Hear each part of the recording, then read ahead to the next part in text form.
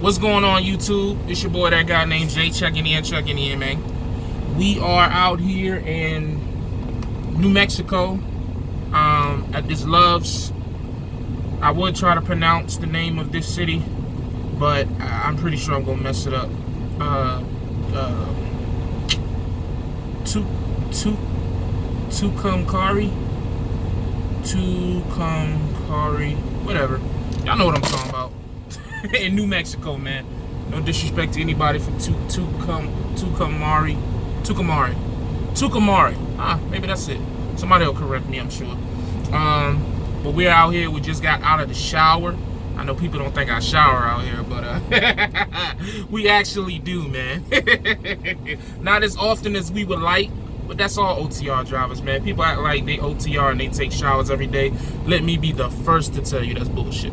Alright? Let's just go ahead and clear that. I'm not saying I'm going a week or two or whatever, but if you think you out here taking a shower every single night, it's just not how it's gonna go down, man. That's why you keep baby wipes on the truck and got your little bucket just in case you don't hit the burb, especially in the wintertime. Because here's the thing. If you think you're gonna be in North Dakota and it's 8 o'clock at night and it's 3 degrees, like 3 degrees and the wind blowing, and you think you finna go in the truck stop and take a shower and walk back to your truck without damn near dying, you got me all the way fucked up, okay? I'm gonna be the one that's gonna be looking at your dumb ass freezing while I'm in the truck getting my bird bath, hit the hot spots, change the clothes, you know what I mean? And then we down the road, you know what I'm saying? So, little truck driver 101. But anyways, before I get to the point of the video, I just wanted to shout out, damn it, I forgot, I think his name Jacob? Justin. I think his name was Justin. I hope it was Justin. But shout out to Justin. I met here at the Love's in New Mexico. I guess he's a local truck driver. He's making a delivery, and he recognized me from my videos. Said he watched my videos all the time. So definitely appreciate you showing me love. That it's not a lot of that going around these days in the trucking world. More hate and bad energy. Not gonna speak specifically, but just a lot of bad energy going around. So to be able to run into someone in person with a positive interaction is definitely dope. Also to the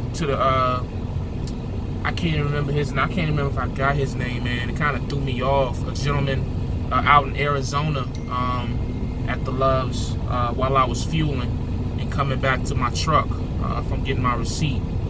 He ran up on me, tapped me on my shoulder, if you will. Older gentleman, just had some real positive and encouraging words for me, man. Like for real. Like it won't just know, hey, what's up, da-da-da. He actually had a very specific message to me about my situation. Older black gentleman, so salute to him. I apologize that I can't remember your name. I don't even remember if I asked for it, man. For that, I apologize. But just to those two cats, man. It's to get a positive reaction or a positive interaction out here on the road is definitely well needed at times. We as OTR truck drivers can be loners at times and really don't interact with a lot of people outside of social media, which for me at this point means I'm not really interacting with anybody because I don't be on social media besides YouTube, and my only interaction is in my comments that I read and don't even respond to then. So to get that type of interaction is definitely a great thing.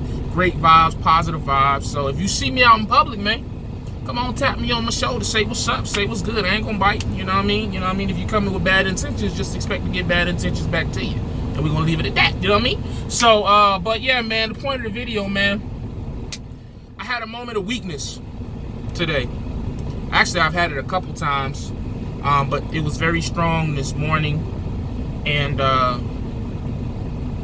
I've been out here now for about 6 weeks. And I really had a moment this morning while I woke up and was like, man, I'm going home. I'm on my way to Georgia right now, due there. My load delivers Sunday morning at 8 a.m. And I just told myself, I said, you know what, man? I've been out here 6 weeks. I'm missing my son, missing my family, missing everyone, to be honest,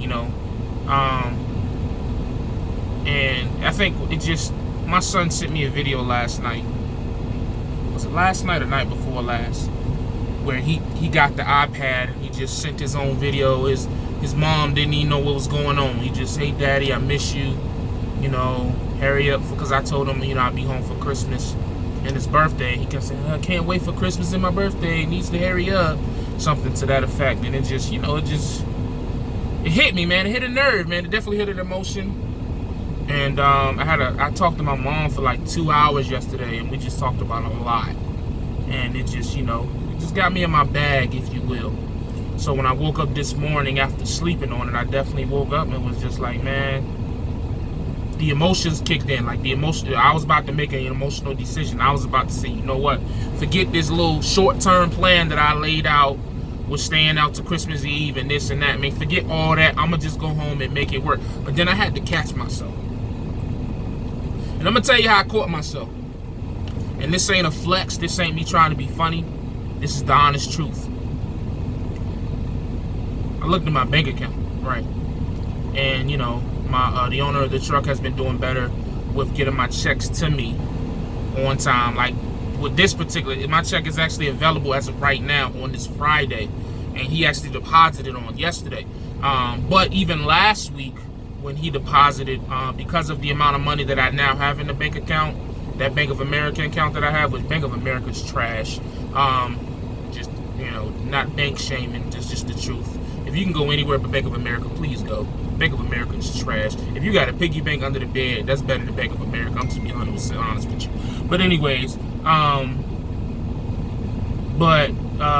was I saying? Oh yeah, so because of the amount of money that I now have in my bank account, even last week when he deposited on Friday, it was made available on Saturday. You know what I'm saying? Because I now have more money in my account than that's being deposited in, which is definitely a plus, definitely a blessing. You know what I'm saying? We've been able to put some good checks back to back together. But anyways, I had to basically tell myself, like, man, you know what? If you go home now, you're giving up on a short-term plan that you put together. And for me, coming back on the road and just, you know, with everything going on in my life, it was like, God, what is this?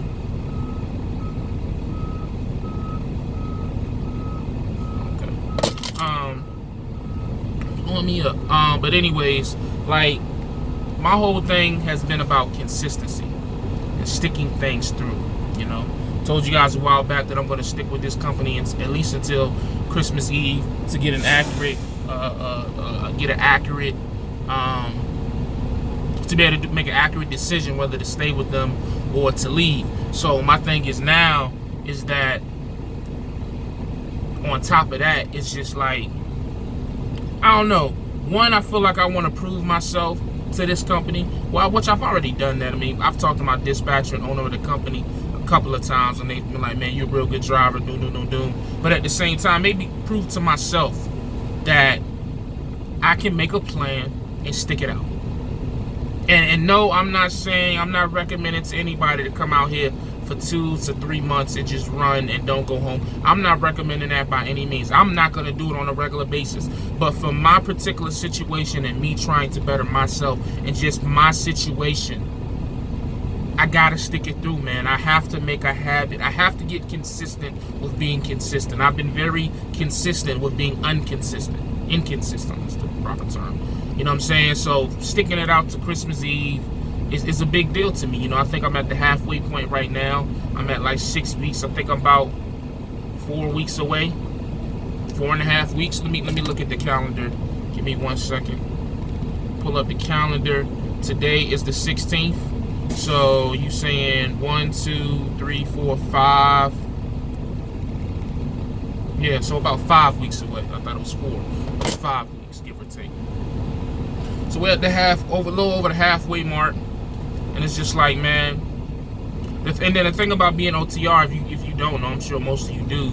Of course, when you go home, you cut your money off. You know what I'm saying? Even just getting home. Because I'm going to Georgia. I could very well get a load going back to Cali, Colorado, wherever.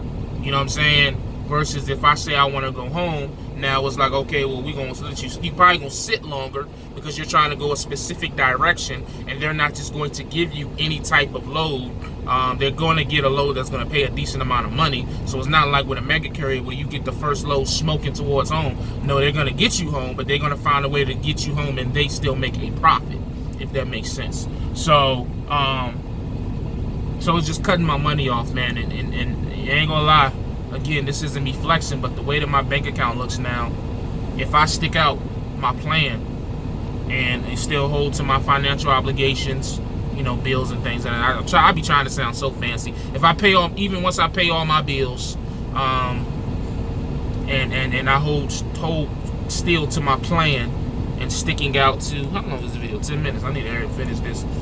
Sticking out my plan and get into Christmas Eve, I'll be able to go home with an amount of money where that I won't have to stress at all while I'm at home. Well, I won't have to stress the remainder of my 5 weeks out here.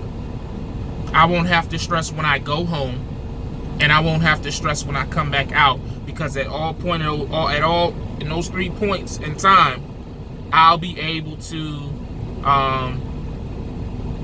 I'll have a security blanket. You know what I'm saying? So every little mile, every little dollar, every little thing won't frustrate me like it has been doing in the recent past. You know what I'm saying? So that's what it is, man. It's just more so about me sticking with my plan, more so than me not, you know, being out here for that period of time. And I want to be very specific. Like I said, I'm not telling anybody to come out here for 3 months.